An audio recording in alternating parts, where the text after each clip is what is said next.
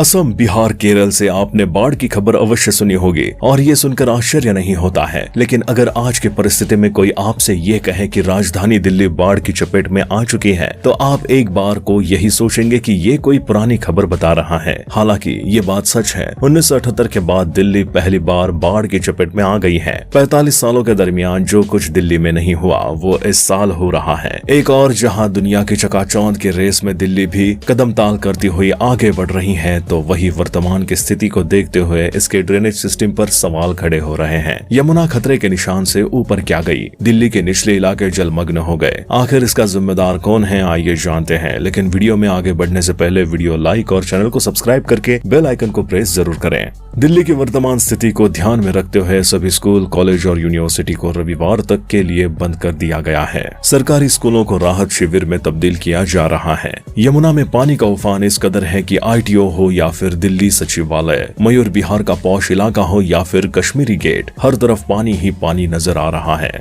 दिल्ली सरकार के मंत्री जमीन पर दिखाई दे रहे हैं। उनकी ओर से लोगों को सुरक्षित स्थानों पर पहुंचाए जाने के दावे भी किए जा रहे हैं। भाजपा और कांग्रेस के नेता भी जमीन पर मदद पहुंचाने की कोशिश में लगे हुए हैं। दिल्ली में जल प्रलय की वजह से जल संकट का भी दौर आ सकता है। खुद मुख्यमंत्री अरविंद केजरीवाल ने इसके संकेत दे दिए हैं। उन्होंने कहा कि पानी भर जाने की वजह से वजीराबाद, चंद्रावल और ओखला वाटर ट्रीटमेंट प्लांट बंद करना पड़ा है। इसके साथ ही उन्होंने ये भी कहा है कि पीने के पानी को लेकर दिल्ली में 1-2 दिनों का संकट आ सकता है। पानी तो दिल्ली के मुख्यमंत्री अरविंद केजरीवाल के आवास तक भी पहुंच रहा है। 1978 में यमुना में आई बाढ़ के रिकॉर्ड को भी इस बार की बाढ़ ने तोड़ दिया है। जबकि पिछले 4 दिनों से दिल्ली में बरसात रुकी हुई है। कल फिर बरसात की आशंका है, लेकिन 3 दिनों से अचानक ये यमुना का जलस्तर लगातार बढ़ता जा रहा था, जिसने कल सारे रिकॉर्ड तोड़ दिए। आखिर ये पानी आ कहां से रहा है? इस बारे में आम आदमी पार्टी के विधायक सोमनाथ भारती ने एक सनसनीखेज खुलासा करते हुए प्रेस कॉन्फ्रेंस में कहा है कि पिछले 3 दिनों से हथिनी कुंड के सिर्फ उन्हीं गेट को खोला गया जिनका रुख दिल्ली की तरफ था। भारती के अनुसार 10 जुलाई तक दिल्ली में भारी बारिश थी। तब माननीय मुख्यमंत्री ने सभी अधिकारियों के साथ बैठक की। अधिकारियों ने बताया कि दिल्ली में बाढ़ की कोई स्थिति नहीं है। दिल्ली पुल खतरे के निशान से 2 मीटर कम था, जिसमें तय पाया गया कि यमुना में जलस्तर सामान्य ही रहेगा। लेकिन दिल्ली में जब बारिश खत्म हो गई, उसके बावजूद जल स्तर बढ़ने लगा। तब कुछ शंका हुई कि पानी लगातार क्यों बढ़ रहा है। हथिनी कुंड बैराज जहां से पानी छोड़ा जा रहा है, वहां से 3 कैनाल है। East Yamuna UP, west Yamuna Haryana और तीसरा कैनाल दिल्ली की ओर जा रहा है।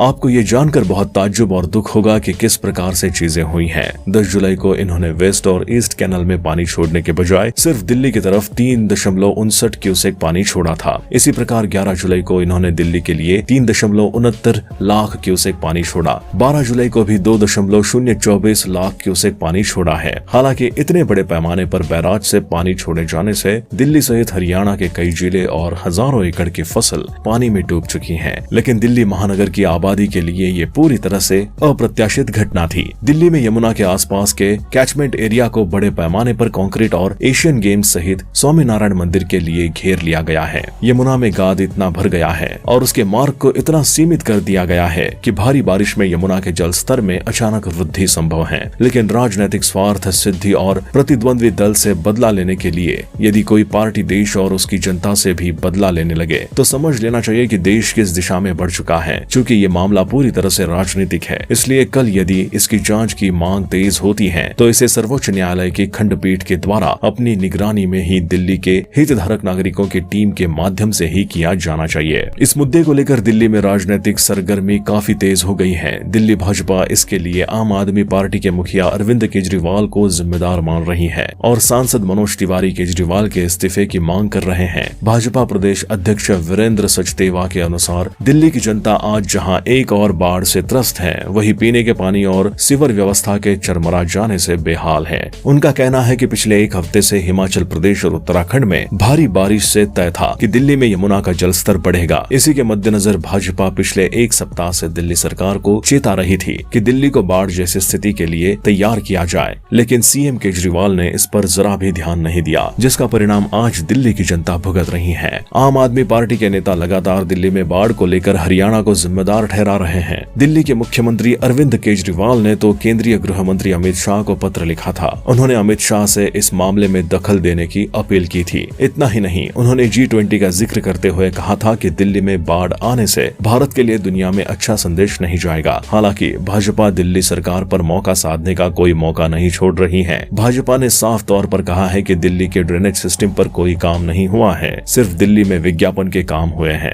दिल्ली में बाढ़ प्रभावित इलाकों के परेशान जनता वर्तमान में थोड़ी सी राहत की उम्मीद कर रही है। सरकार से लेकर राजनेता तक इस बात का दावा कर रहे हैं कि वो लगातार मदद पहुंचाने की कोशिश में है। हालांकि ये बात सच है कि हमारे देश में कई महत्वपूर्ण काम नेताओं के बयान और उनकी फाइलों में दबकर रह जाते हैं। जमीन पर उन्हें उतरते उतरते कई साल और दशक बीत जाते हैं, स्थिति फिर भी नहीं बदलती। हर 5 साल में नेता अपने वादे कराते हैं और जनता भी उन्हीं वादों पर विश्वास कर पुरानी बातों को भूल जाती है और अपना फैसला लेती है। जब भी शहर या सोसाइटी बसती है तो उसके साथ ही पानी की निकासी का प्लान बनता है। प्लान में देखा जाता है कि किस इलाके में पानी ज्यादा जमा हो जाता है, कौन से निचले स्तर के इलाके हैं और उनके लिए पानी निकलने का मार्ग क्या होगा। इसका पूरा विवरण ड्रेनेज सिस्टम प्लान में होता है, लेकिन इतनी विस्तृत योजना जमीन पर लागू ही नहीं की जाती। अगर शहर के पानी के निकासी के सिस्टम को ठीक से लागू कर दिया जाए तो शहर में पानी जमा होने की 70 से 80% समस्या खत्म हो जाएगी। मुख्य रूप से बड़े शहरों में बाढ़ आने का कारण होता है नदी नालों के इलाकों में अत्यधिक बस्तियों का होना और ड्रेनेज सिस्टम पर जरूरत से ज्यादा दबाव पड़ना। कोई निकासी सिस्टम तैयार होता है तो नाले और नहरों की एक क्षमता होती है कि उसमें कितना पानी जा सकता है। जब शहर बसते हैं तभी यह तय होता है कि कितनी क्षमता वाला ड्रेनेज सिस्टम शहर के लिए रखना चाहिए। लेकिन फिर होता यह है कि कई सारी अनाधिकृत और असुनियोजित बस्तियां बसने लगती हैं। इससे नदी नालों में जो पानी जाता है वो उस क्षमता से बहुत ज्यादा होता है जिसके लिए वो तैयार किए गए हैं। फिलहाल वीडियो में बस इतना ही। अगर आपको वीडियो इन्फॉर्मेटिव लगी हो तो वीडियो को लाइक और चैनल को सब्सक्राइब करना ना भूले। साथ ही बेल आइकन को प्रेस कर ले ताकि हमारी कोई भी वीडियो आपसे मिस ना हो।